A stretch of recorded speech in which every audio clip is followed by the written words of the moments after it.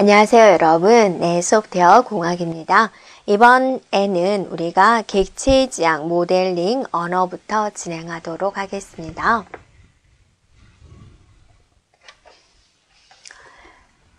네, 자, 객체지향 모델링 언어를 우리가 살펴볼 건데요. 객체지향 모델링 언어는 무엇이냐면 우리가 UML이다 라고 표현을 합니다. 그래서 어떤 도형과 기호를 통해서 나타내게 되고요.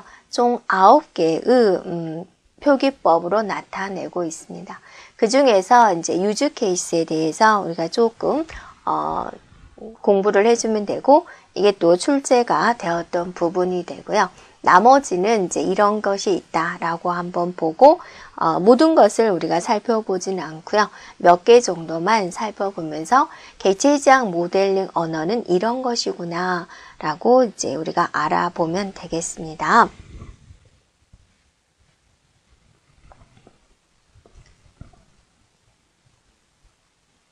자, 그러면 이 객체지향 모델링 언어의 종류 중에서 첫 번째 우리가 유즈 케이스 다이어그램에 대해서 살펴보도록 하겠습니다. 자, 유즈 케이스 다이어그램은 유즈가 뭐예요? 사용자라는 뜻이죠. 케이스, 이런 케이스, 저런 케이스 좀 보세요. 사례를 보세요. 그죠? 그래서 사용자 사례, 다이어그램이다 라고 말을 할 수가 있겠죠. 그래서 사용자와 시스템 간의 상호작용을 도식화한 것이다 라는 겁니다. 그래서 사용자가 뭐를 요구하는지 이런 요구하는 사항을 파악할 수가 있고요. 그래서 이런 유즈 케이스의 다이어그램은 유즈 케이스와 액터로 구성이 됩니다. 이렇게요. 그래서 유즈 케이스는 액터에게 보여주는 시스템에 대한 기능을 나타낸다 라는 겁니다. 그래서 유즈 케이스, 그 다음에 이제 액터. 자, 액터는 이제 시스템에 대한 환경이다 라고 볼 수 있겠습니다. 그래서 이런 예를 보면 사용자가 어떤 제품을 사용하는 순서입니다. 그래서 어떤 제품을 쓰려면 전원을 켭니다. 자, 버튼, 이것저것 버튼을 누르겠죠? 버튼을 누릅니다. 그리고 이제 마지막 전원을 끕니다. 이런 식으로 이제 표현을 할 수 있다라는 거죠. 자, 이거는 이제 레스토랑에서 일어나는 겁니다. 고객이라는 액터, 또 종업원이라는 액터, 또 요리사라는 액터. 자, 이걸 이제 세 가지로 표현을 하고 있습니다. 그리고 어떤 기능들, 이런 기능들을 유즈 케이스로 이제 도출을 한 거죠. 그렇게요. 그래서 고객은 식당에서 음식을 주문을 할 때 어떻게 하냐? 식당에서 밥을 먹을 때 첫 번째 주문합니다. 식사합니다. 음식값을 지불합니다. 이렇게 행동을 하죠. 종업원은 뭐를 할까? 주문을 접수합니다. 주문 내역을 전달합니다. 요리사에게 전달합니다. 음식이 나오겠죠? 음식 서비스를 합니다. 이렇게 한다 그거죠. 자, 그 다음에 이제 요리사는 주문된 요리 내역을 확인합니다. 그리고 이제 음식을 요리합니다. 자, 이런 기능을 하고 있다라는 거죠. 이런 식으로 표현하는 게 바로 유즈 케이스, 사용자 사례 다이어그램이다. 그래서 이렇게 사람 그려진 것들이 우리는 액터다라고 하는 거고, 어떤 기능들을 하느냐, 그걸 이제 유즈 케이스다라고 하고 있다라는 겁니다. 그리고 이제 클래스 다이어그램이 있습니다. 클래스 다이어그램은 시스템의 이런 정적인 구조를 나타낼 때 사용을 합니다. 자, 은행 계좌가 있고요. 그 다음에 은행 계좌가 있으면 이거는 이제 어떠한 상태 정보를 저장하기 위한 변수들이 필요할까? 계좌 번호가 있어야 되겠고, 예금주가 있어야 되겠고, 비밀번호가 있어야 되겠고, 잔고가 있어야 되겠죠. 그래서 이것들을 저장한 변수들이 필요할 것이다. 이렇게 표현을 하고 있고요. 그 다음에 그럼 어떤 행위가 일어날 수 있을까? 계좌에서 어떤 행위가 일어날 수 있느냐? 입금하다라는 거, 출금하다라는 거, 잔액을 조회하다라는 거, 이런 행위들이 이제 나타날 수가 있다. 행위를 표현하기 위한 메소드다. 메소드는 뭐였어요? 네, 객체들이 하는 구체적인 연산을 메소드라고 하죠. 그래서 인스턴스 메소드다. 인스턴스는 뭐가 인스턴스예요? 네, 객체의 클래스로부터 새로 생성된 객체를 인스턴스라고 하죠. 결론은 얘도 객체가 되는 거죠. 메소드는 어때요? 구체적인 연산을 말을 하죠. 그래서 이거는 이제 이런 것에 해당이 된다라는 거죠. 이런 식으로 표현하는 것을 클래스 다이어그램이다 라고 하고 있습니다.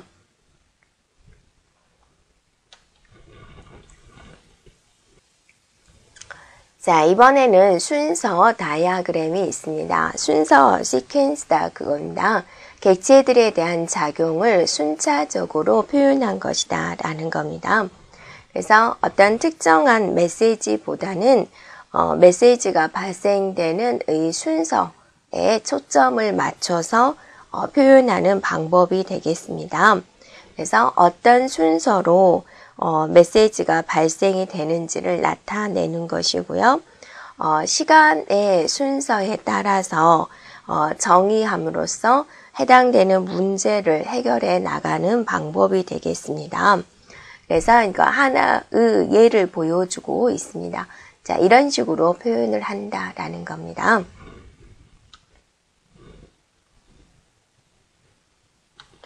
자, 다음에는 이제 상태 다이어그램이 있습니다. 어떤 특정한 객체의 상태의 변화에 초점을 두어서 표현하는 방법이 되겠습니다. 그래서 해당되는 객체가 가질 수 있는 모든 가능한 경우, 네, 가능한 경우가 상태로 표현을 해줘야 된다. 세탁기를 하나 예로 뒀습니다. 그럼 세탁기가 가질 수 있는 상태, 건조 중이다, 세탁 중이다, 탈수 중이다, 이런 상태가 있다. 이렇게 표현을 하는 거죠. 그래서 객체가 가질 수 있는 모든 가능한 경우가 상태로 되어야 된다라는 거고요. 그래서 이거 외에는 세탁기가 나올 수 있는 상태가 없다라는 거고, 지금 여기서는 이제 해당되는 세탁기의 4가지 형태를 상태로 표현을 했습니다. 특정 순간에는 한 가지의 경우만 있어야 된다. 어느 한 시점에 세탁기는 세탁이냐, 건조냐, 탈수냐, 정지냐, 이게 한 가지만 선택할 수 있는 것이지 이 4가지가 동시에 있는 상태로 될 수는 없겠죠. 자, 상태를 표현하는 방법은 이런 식으로 하나의 도형 안에 현재의 상태를 표현하는 겁니다. 네. 자, 이렇게 표현하는 게 바로 상태 다이어그램이다 라는 겁니다. 자, 이번에는 액티비티 다이어그램이 있습니다. 액티비티 다이어그램은 활동 사이의 제어 흐름을 나타내고 있는데요. 우리가 이제 원하는 것이 동시에 일어날 수도 있고 또 엄격한 순서에 따라서 일어나야 되는 경우도 있고요. 자, 그러한 것들은 이제 모두 가능하다라는 것입니다. 그 다음에 동시 경로가 발생할 수 있다라는 겁니다. 동시에 같이 실행되다가 또 하나로 모아주는 경우가 발생할 수 있다입니다. 예를 들어서 우리가 이제 마트에 갑니다. 과일을 삽니다. 고기를 삽니다. 과일과 고기를 어때요? 동시에 살 수도 있는 거죠. 네, 그래서 가족 파티를 합니다. 이런 식으로 이제 표현하는 방법이 액티비티 다이어그램이다 라는 겁니다. 자, 여기까지 우리가 이제 UML에 대해서 살펴보았습니다. 객체 지향 모델링 언어다라는 거죠. 자, 그래서 우리가 이제 살펴본 게 유즈 케이스 다이어그램에 대해서 살펴보았고요. 네, 사용자 사례 다이어그램이죠. 그 다음에 이제 또 클래스 다이어그램에 대해서 살펴보았고요. 또 순서 다이어그램에 대해서 살펴보았고, 또 상태 다이어그램에 대해서 살펴보았고, 네, 그 다음에 자, 액티비티 다이어그램에 대해서 이제 살펴보았다라는 거죠. 그래서 핵심적인 요소들을 이제 우리가 살펴보면, 유즈 케이스는 이제 사용자 사례 다이어그램이다라는 거고, 여러분이 이제 이런 사용자 그림을 생각해 주면 되겠죠. 네. 그 다음에 이제 클래스 다이어그램입니다. 그래서 시스템에 대한, 정적인, 구조적인 걸 나타낼 때 사용되는 방식이고, 순서 다이어그램은 객체들 간의 작용을 순차적으로 표현하는 방법이다. 순차적으로. 네. 상태 다이어그램은 이제 객체가 어떤 상태에 놓여 있느냐, 상태에다가 중점을 둔 것이다. 라는 것이고, 액티비티는 이제 어떤 활동 사이의 제어 흐름이다. 라는 거죠. 네, 활동 사이의 제어 흐름에 대해서 나타낸 것이다. 여기에는 이제 동시 경로가 발생이 된다라는 거죠. 내가 이 일을 동시에 발생할 수 있고 그 일을 마친 다음에 다시 하나로 파티를 할 수 있어요. 이런 식으로 표현한 것이다. 자, 이런 것들을 우리가 이제 알아보았습니다. 자, 그러면 이제 우리가 문제를 한번 살펴보도록 하겠습니다. 자, 1번 문제 한번 살펴보겠습니다. 객체 지향 프로그래밍에서 그랬습니다. 객체 지향. 상속관계에서 상위 클래스에 정의된 메소드 호출에 대해서 각 하위 클래스가 가지고 있는 여기서 이제 고유한 방법으로 응답할 수 있는 것. 자, 고유한 방법으로 응답할 수 있는 것은 그 중에서 무엇입니까? 그랬습니다. 자, 그러면 우리가 그 문제를 풀기 위해서는 뭐를 알고 있어야지 되는 거예요. 그죠? 객체 지향 기법에 대해서 알고 있어줘야 되는 거죠. 객체 지향 기법 4가지 뭐가 있었어요? 네, 캡슐화가 있었죠. 네, 그 다음에 상속이 있었죠. 그 다음에 추상화가 있었죠. 네, 그 다음에 다형성이 있었죠. 이렇게요. 자, 그러면 이제 고유한 방법으로 응답하는 게 바로 뭐예요? 네, 객체에 따라서 자, 고유한 방법으로 응답하는 것을 우리는 다형성이다라고 한다 그거죠. 네, 그래서 오픈하세요라고 했는데 오픈을 받아들이는 게 창문이라는 객체가 받아들이는 거, 필통이라는 객체가 받아들이는 거, 뭐 옷장이라는 객체가 받아들이는 거, 다 결과가 오픈한다는 건 같지만 뭐를 오픈한다. 그게 다 달라지는 거죠. 그거를 뭐라고 그래요? 다형성이라고 한다라는 거죠. 자, 그 다음 문제 2번을 살펴보세요. 네, 객체 지향 언어의 특징으로 알맞지 않은 것, 같은 형태이죠. 캡슐화, 상속화, 그 다음에 추상화, 다형성 이렇게 보여지죠. 아닌 것은 바로 3번이 되는 거죠. 네. 자, 문제 3번 들어가겠습니다. 문제 3번은 어떤 내용입니까? 자, 우리에 익숙한 이런 사람 모양이 나와 있죠. 전원을 켭니다. 버튼을 누릅니다. 전원을 끕니다. 어떤 물건을 동작시키기 위한 것을 이렇게 간단한 형태로 보여줬죠. 네, 그래서 이거를 뭐라 그래요? 네, 유즈 케이스 다이어그램이다. 그래서 정답은 1번이 되겠죠. 자, 4번의 문제는 이제 결합도에 관련된 문제입니다. 결합도라는 것은 무엇이었어요? 네, 모듈과 모듈 사이의 관계성이죠. 그래서 결합도는 어찌해야 된다? 낮아야 된다. 낮아야지 좋은 소프트웨어다 라고 볼 수 있다 라고 그랬습니다.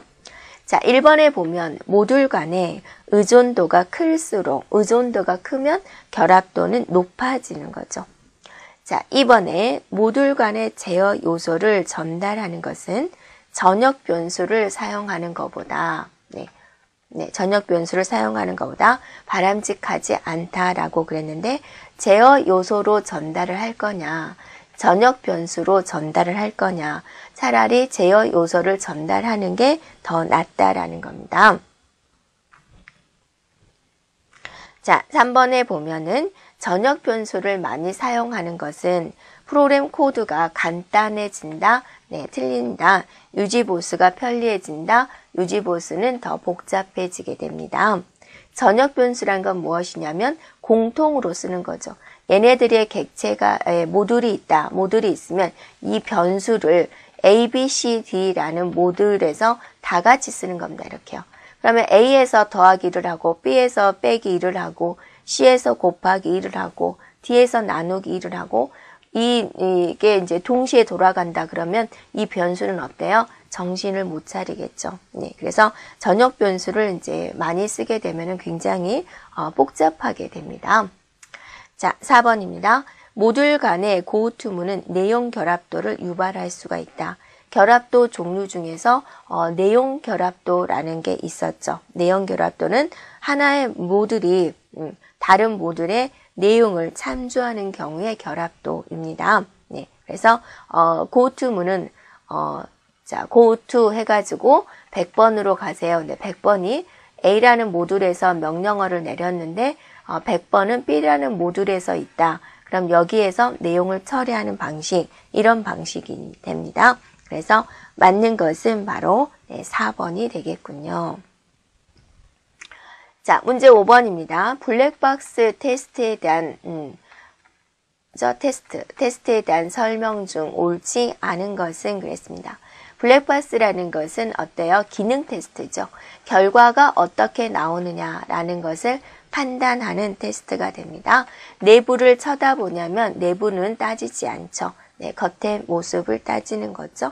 우리가 자동차로 본다면 자동차의 내부 구조가 뭐로 되어 있는지 전혀 알지 못하고 겉에 잘 시속 몇 킬로로 잘 가네 그거를 따지는 것을 우리는 블랙박스 테스트다. 네, 블랙박스 테스트다 라고 하고 있습니다. 그래서 인터페이스 오류다. 행위, 성능의 오류다. 잘못되거나 누락된 기능이다. 모듈 내의 논리 구조상의 오류다. 정답은 어때요? 4번이 되겠죠. 모듈 내부의 논리 구조상의 오류다라는 거. 네.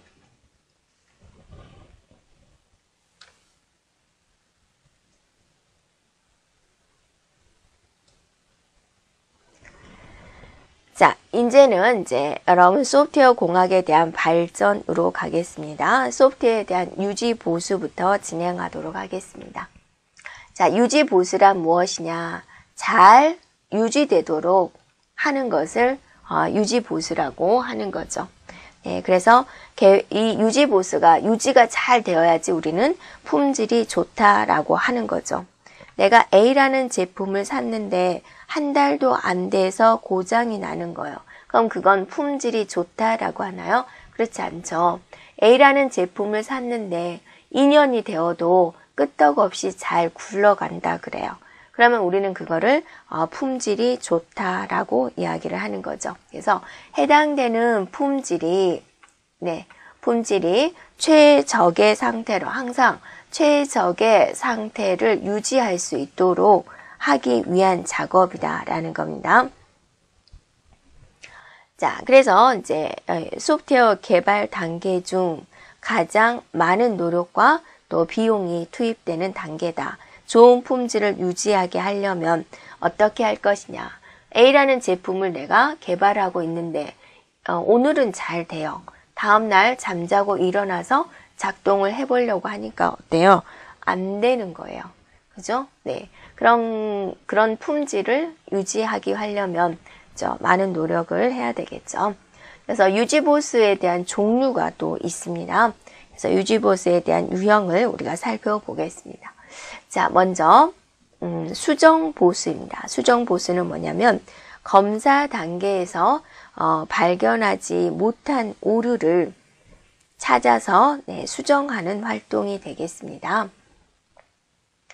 자, 그 다음에 이제 적응 보수다라고 한다면 어떤 환경의 변화를 기존 소프트웨어에 반영하기 위해서 수행되는 활동이다. 네.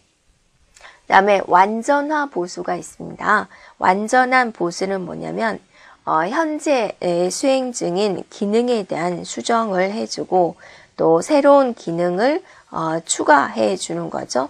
이게 문제가 있는 건 아니에요. 네, 완전히 프로그램 개발은 됐어요. 그런데 거기다가 이제 기능에 대한 수정, 기능에 대한 추가, 전반적인 기능 개선, 네, 이런 것들을 이제 하는 부분이 되겠습니다. 자, 예방보수입니다. 예방보수는 뭐냐면,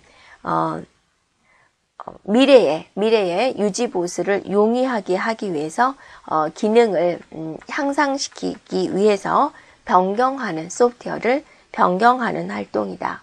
라는 겁니다. 그래서 이거는 단지, 기능을 향상시키기 위해서, 그러기 위해서, 기능을 향상시키기 위해서 그거를 추가 수정한다. 라는 겁니다. 그래서 이거를 이제 예방, 유지보수라고 하는 거고, 이 예방 유지보수를 또 재공학이다라고도 이야기를 한다라는 겁니다. 자, 이러한 유지보수에 대한 유형을 우리가 살펴보았습니다. 자, 그러면 이제 소프트웨어 공학에서 사용되는 용어들이 있습니다. 그 용어들에 대해서 살펴보도록 하겠습니다. 자, 먼저 재사용이라는 용어가 있습니다. 그럼 재사용이라는 뜻이 무엇일까? 다시 사용한다 그거죠. 이미 개발된 소프트웨어를 새로운 소프트웨어 개발이나 유지에 다시 사용한다라는 겁니다. 그래서 그대로 다시 사용하는 거예요. 소프트웨어가 있으면 이거는 이제 많은 모듈로 이루어졌죠. 그럼 여기에 이제 글꼴이라는 모듈이 있다. 그럼 이 엑셀에서 글꼴이라는 모듈이 파워포인트에서 글꼴이라는 모듈과 동일하다. 이거를 이제 조각 내 가지고 파워포인트 개발을 할 때 글꼴이라는 모듈을 다시 그대로 쓰는 겁니다. 그래서 전체를 사용할 수도 있고 또 부분적인 부분을 사용할 수 있다라는 겁니다. 네. 그래서 프로그램 소프트웨어 재사용에 가장 많이 이용되는 것은 소스 코드다라는 거고요. 자, 이러한 재사용을 이용을 하면 좋은 점은 무엇일까? 개발되는 시간, 비용을 감소시킬 수 있겠죠. 네, 개발되는 시간, 비용을 감소시킬 수 있다. 소프트웨어에 대한 품질을 향상시킬 수가 있다. 생산성을 증대시킬 수가 있다. 시스템 구축에 대한 지식을 공유할 수가 있다. 프로젝트 실패에 대한 위험을 감소시킬 수가 있다.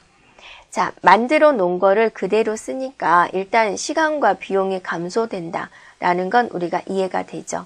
그래서 소프트웨어에 대한 품질에 대한 향상을 가져올 수가 있다라는 겁니다. 이거는 개발이 끝난 거예요. 그래서 이 부분은 오류가 없다라는 걸 우리가 이제 안 거예요. 그래서 그걸 그대로 쓰기 때문에 품질에 대한 향상, 또 실패에 대한 위험 감소를 우리가 가져올 수 있다라는 거죠. 시간이 짧게 되니까 생산성이 이제 많아지는 거죠. 생산성에 대한 증대. 그다음에 A라는 프로그램에서 이 모듈을 어떻게 개발을 했는지, A라는 프로그램에서 이 모듈을 어떤 식으로 개발을 했는지 그런 지식에 대한 공유가 일어날 수 있다라는 겁니다.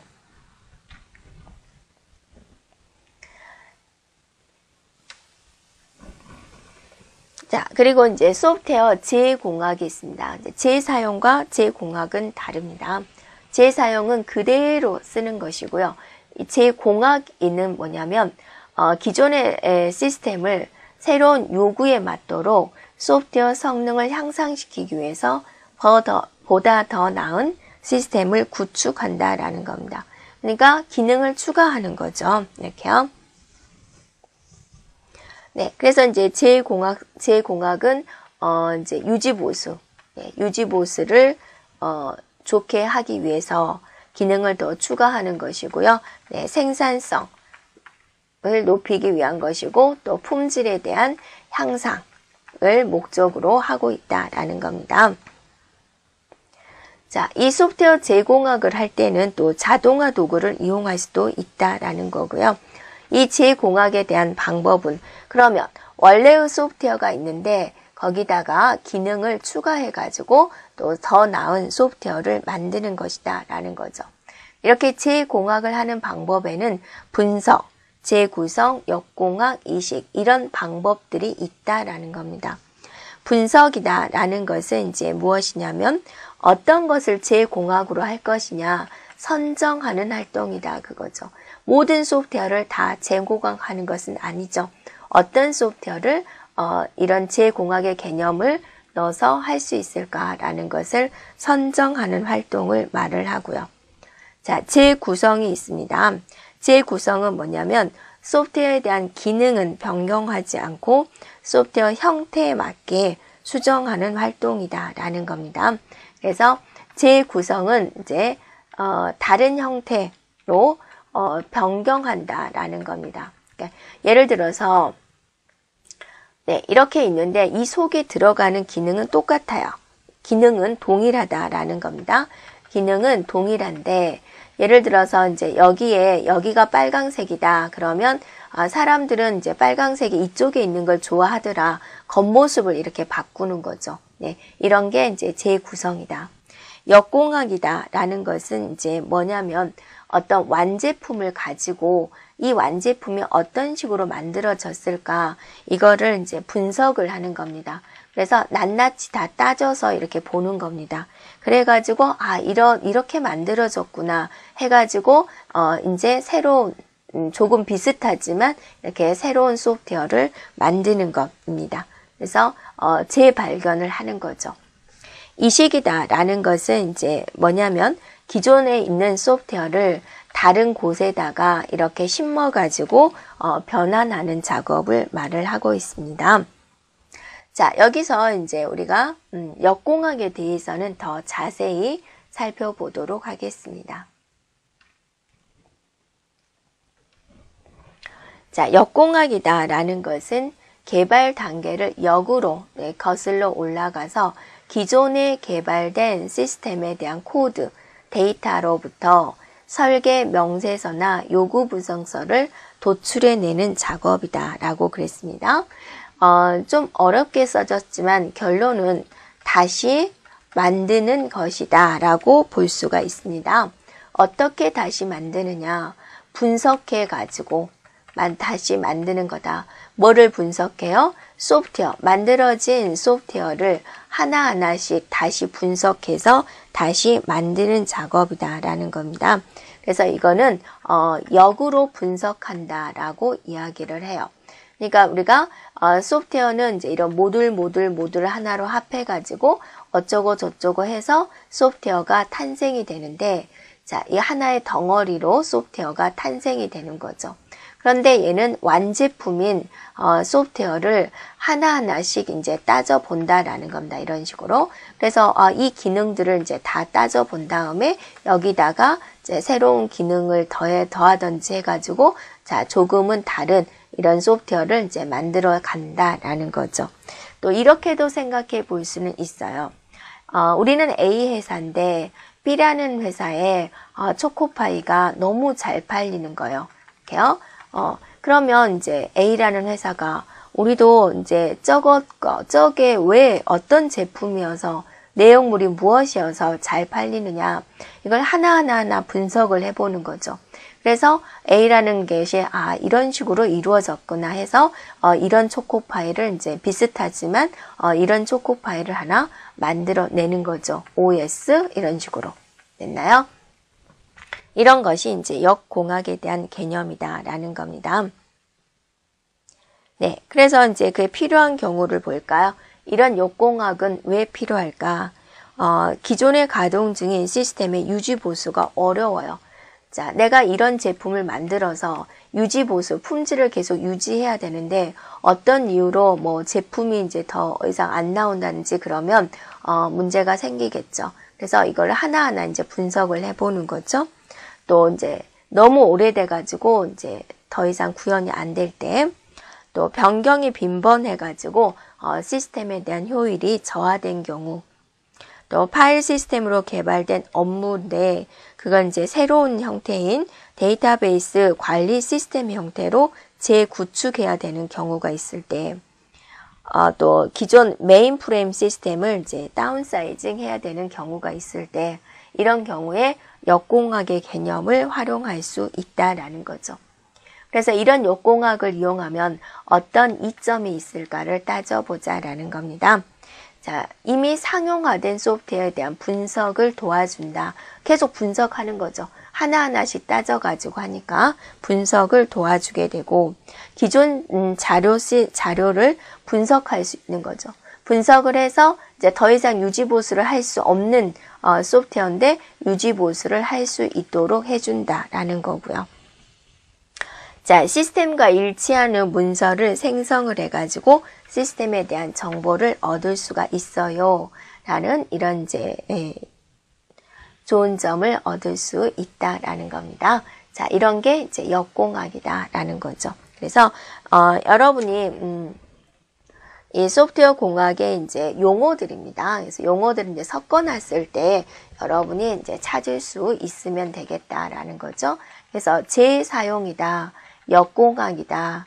재사용은 어때요? 그대로 다시 쓰는 거고, 역공학은 분석한다면 큰 덩어리를 낱개로 분석해가지고 새로운 형태를 만드는 것이다. 네, 그죠? 그 다음에 이제 재공학입니다. 재공학은 원래의 소프트웨어가 있는데 거기다가 기능에 대한 추가를 해가지고 새롭게 이렇게 구성한 것이다. 재사용은 그대로 다시 쓰는 것이다. 라는 거 자, 구분해서 알고 있으면 좋겠습니다.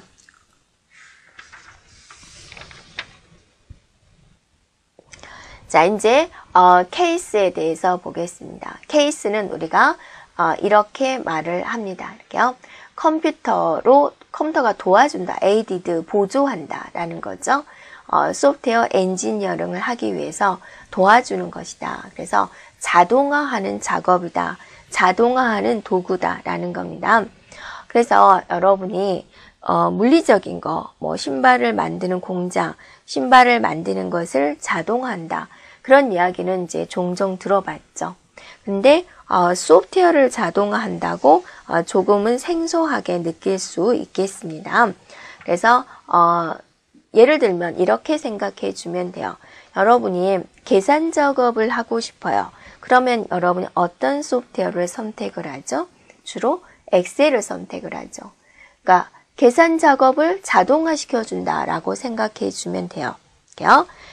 데이터 처리를 주로 한다. 그러면 여러분이 어떤 소프트웨어를 사용하세요?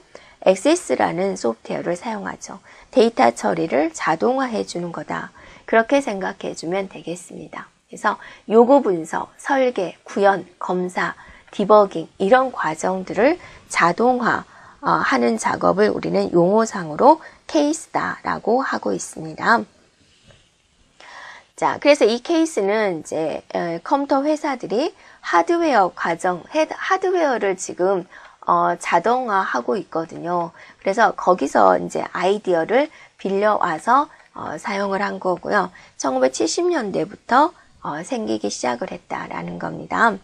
그래서 이런 자동화 케이스를 하면 이점은 무엇일까라는 겁니다. 자동화시켰기 때문에 우리가 상식적으로 개발 기간을 단축을 시켜주는 거죠. 네. 그리고 그건 인건비보다는 줄어드니까 비용이 절감된다라는 겁니다. 그러면서 이제 자동화니까 한치 오차도 없겠죠. 품질에 대한 향상을 가져올 수가 있다라는 거죠. 자, 여러분이 1부터 해가지고 또는 뭐 지금부터 55부터 만까지 더하세요. 그러면 일일이 55 더하기 56 곱하기 수작업으로 하느니 엑셀에서 한번 어떻게 돌려주면은 그 결과가 나오고 돌려주면 나온 결과는 어때요? 인간이 한 거는 실수가 일어날 수가 있지만 얘는 실수가 없죠. 네, 그래서 품질에 대한 향상을 가져올 수가 있고 재사용이 가능하다 그거죠. 계산하는 것은 엑셀이네요. 그러면 이제 계산하는 업무가 있으면 계속 엑셀을 갖다 쓸 수 있다라는 거죠. 그래서 또 이제 자동화였기 때문에 유지보수를 간편화할 수가 있다라는 겁니다. 그래서 또 이런 것들은 문서화가 되어 있어서 표준을 잡을 수가 있다라는 겁니다. 사람에 따라서 달라지는 게 아니라 표준을 가져올 수가 있다라는 겁니다. 자, 케이스에 대한 특징은 무엇일까라는 겁니다. 특징. 네. 자, 일단은 처음에 가격은 고가예요. 여러분이 사람들이 이제 계산 작업을 하니까 계산 작업에 필요한 프로그램이 필요했던 거고 그래서 엑셀을 만든 거죠. 그런데 사람들이 자주 찾지 않은 것을 만들 필요는 없죠. 처음에 개발된 가격은 고가입니다. 처음에 가격은 고가이지만 이거를 이제 전반적으로 봤을 때는 비용을 절감할 수가 있는 그런 걸 할 수가 있죠. 많은 데서 사용이 되기 때문에 자, 케이스는 스스로 동작하는 것이 아니라 기계는 이제 스스로 동작을 하지만 어차피 버튼 누르는 것은 또 사람이 하는 것처럼 소프트웨어의 케이스는 스스로 동작하는 것이 아니라 자, 분석가에 대한 분석가가 지원이 필요한 것이고 부분 우리가 자동화 도구를 사용한다라는 거죠. 그래서 수정이 용이하고 정확하다. 유지보수가 간편하다. 재사용성이 높다라는 겁니다. 자, 그리고 이제 케이스에 대한 분류를 해봤습니다. 내부적으로.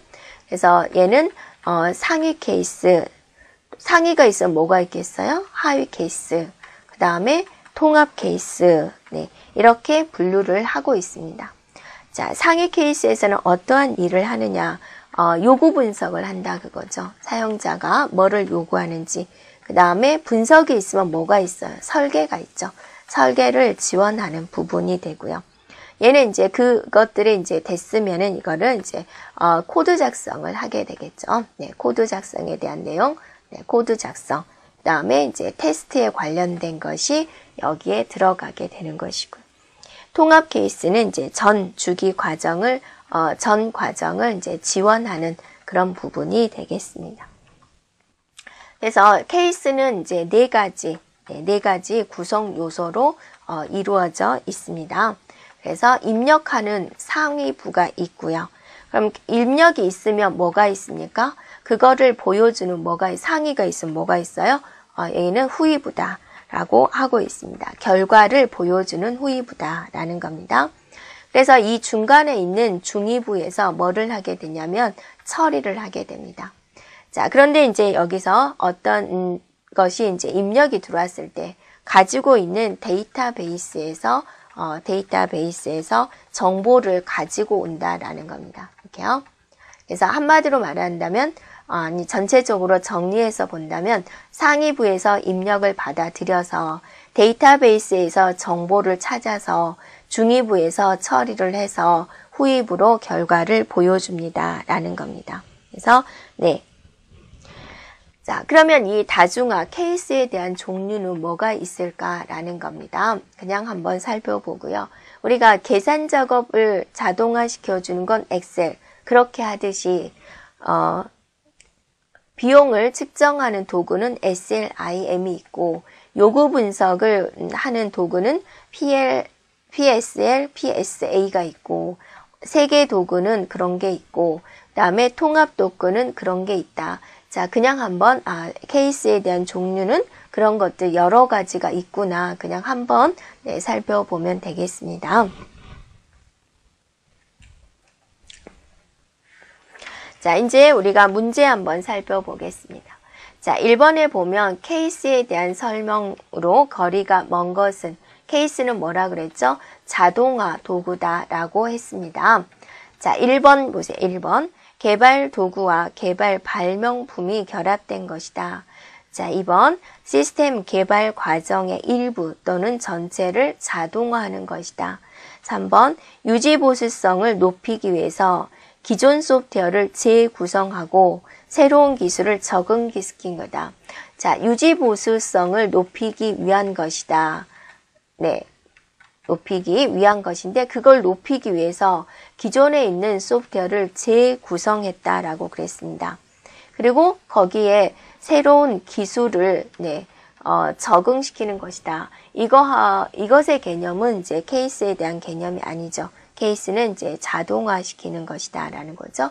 그래서 기존 소프트웨어가 있는데 그거를 기술을 적응해 가지고 새로운 소프트웨어를 만드는 거 이거를 뭐라고 하나요?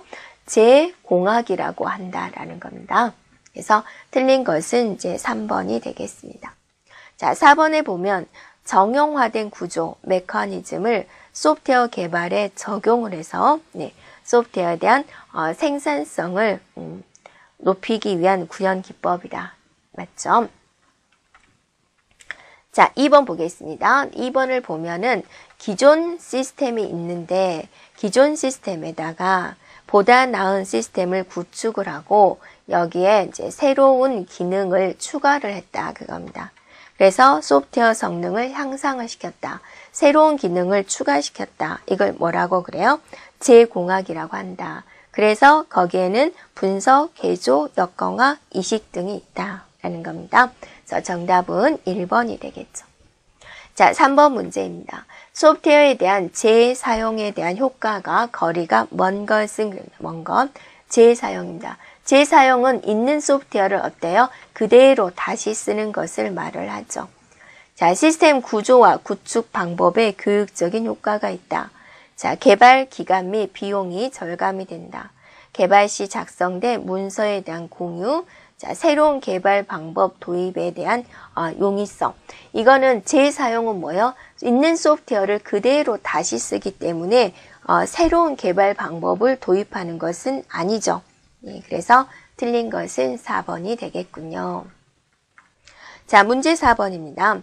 제공학에 대한 활동이다. 제공학의 활동 중에서 기존 소프트웨어 시스템을 새로운 기술 또는 하드웨어 환경에서 사용할 수 있도록 그대로 변환하는 작업이 무엇이냐. 기존 소프트웨어가 있는데, 기존에 소프트웨어가 있는데 이게 새로운 하드웨어에서 사용할 수 있도록 변환을 해준다. 새로운 하드웨어에서 사용할 수 있도록 해준다. 그게 이제 이식이다라는 겁니다. 그래서 정답은 4번이 되겠군요.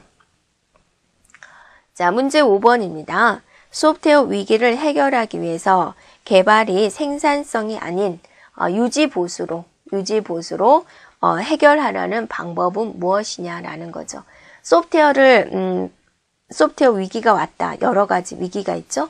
그것에서 새로 계속 개발하면 되는 거 아니냐. 새로 계속 개발하는 것보다는 기존에 있는 소프트웨어를 가지고 이리 해가지고 쓰면 되겠다. 유지보수성을 해결하기 위한 방법은 바로 2번에 있는 소프트웨어 재공학이다라는 거죠.